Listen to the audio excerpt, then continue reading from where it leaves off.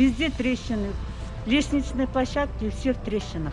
И снаружи он видит. 3 года назад мы сделали акт, у нас есть акт на руках, что он в аварийном состоянии, что проживать здесь опасно для жителей. В этой комнате никто не живет, так как потолок может обрушиться, вот здесь трещины.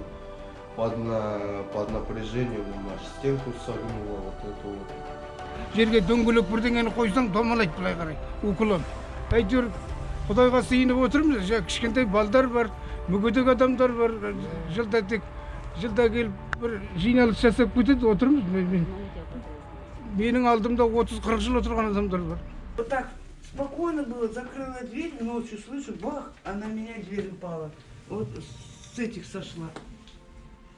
Ну и не стала ничего делать, у меня